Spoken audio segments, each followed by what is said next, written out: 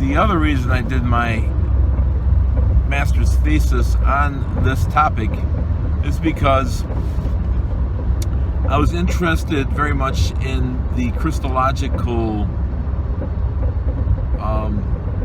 topics that this council addressed. Being I am of Armenian descent, I come from the Oriental Orthodox Church tradition, which has a slightly different nuanced Christology. And in fact, the Oriental Orthodox churches remain in formal separation from the greater Orthodox churches of the Chalcedonian Christology to this day. The Oriental Orthodox are considered non-Chalcedonian, whereas our Orthodox churches are considered pro-Chalcedonian and even neo-Chalcedonian.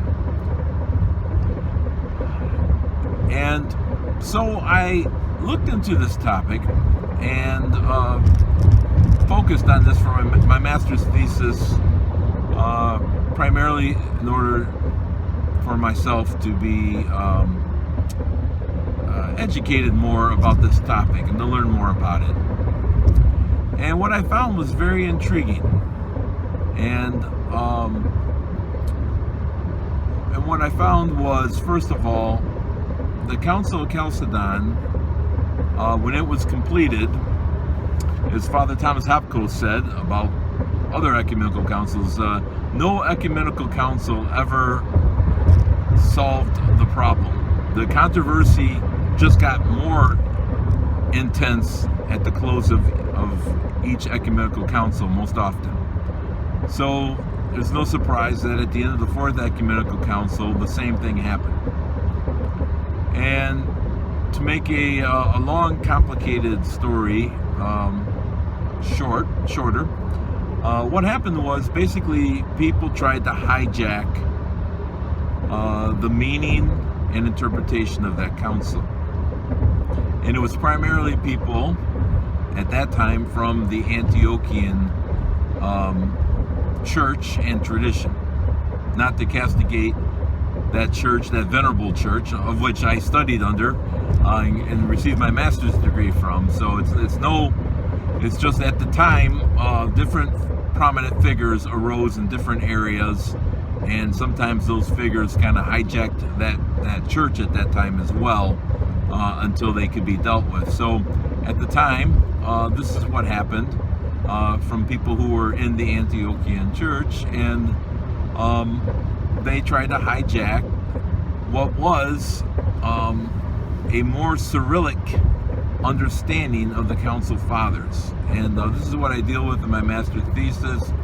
I quote from people much more learned than myself, like Patrick T.R. Gray, who shows in great depth how Cyrillic, and Cyrillic means following the great Christological doctor of the church, St. Cyril of Alexandria, how Cyrillic these fathers were at Chalcedon, and how their definition was meant to be understood fully in accord with St. Cyril. In fact, when they accepted Leo's message, Pope Leo's message, they said, this is the voice of Peter, but they also said, this is the voice of Cyril, or Kirill, if you want to use the more ancient way of pronouncing that name. So, and there's many other ways and proofs that show how that council proceeded, how formative St. Cyril's Christology was at that time and in their understanding. But post-Chalcedon, there was a strong and powerful movement by those who were of a Nestorian slant to kind of twist the meaning of that council.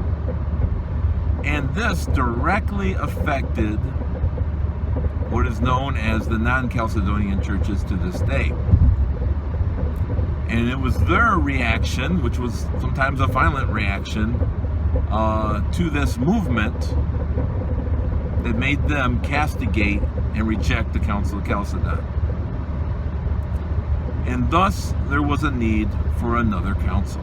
And that's why the Fifth Ecumenical Council was needed and was called by a great saint and emperor, Saint Justinian the Great, who was, unlike some other emperors who meddled in theological things they should not have meddled in, Saint Justinian was a quality theologian, and he was a man who was theologically very competent and capable.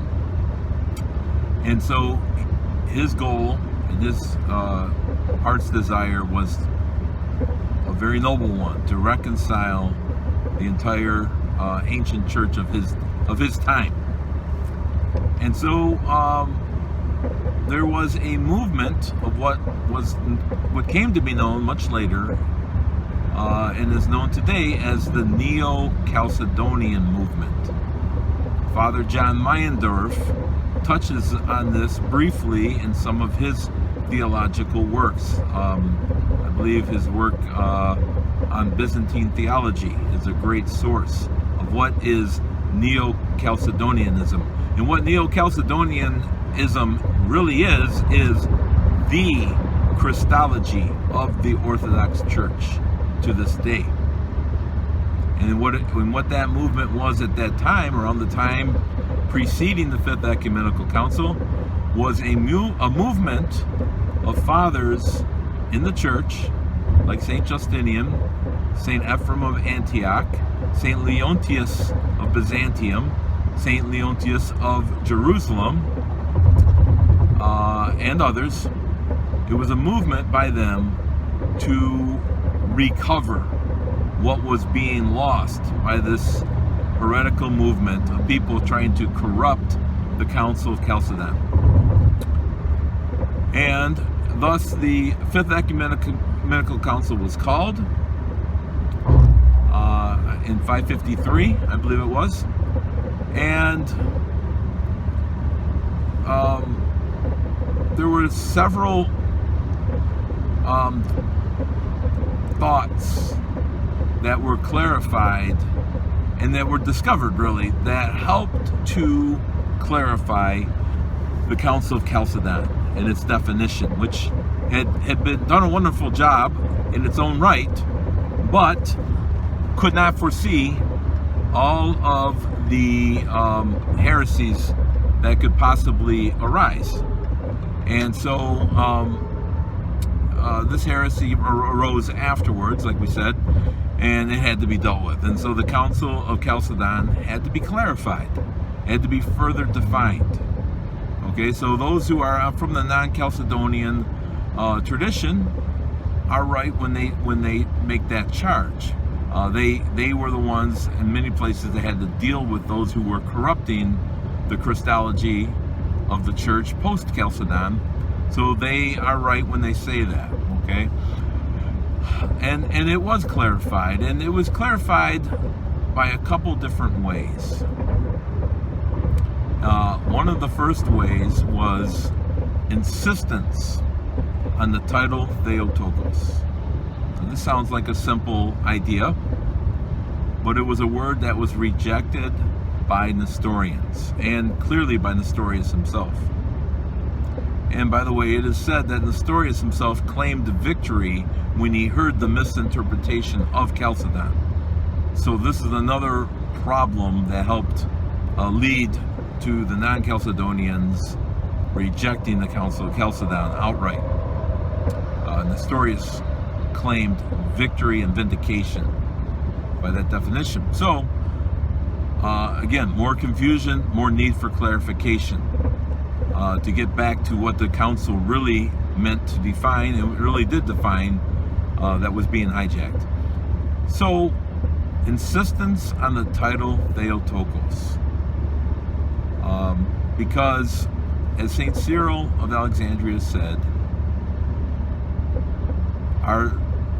the Theotokos, our Blessed Mother, did not give birth to a nature. She gave birth to a person. Okay, so it comes down to Who, St. Cyril said, who did St. Mary give birth to? And he finally codified that argument by saying his battle slogan was Son of God, Son of Mary, same Son.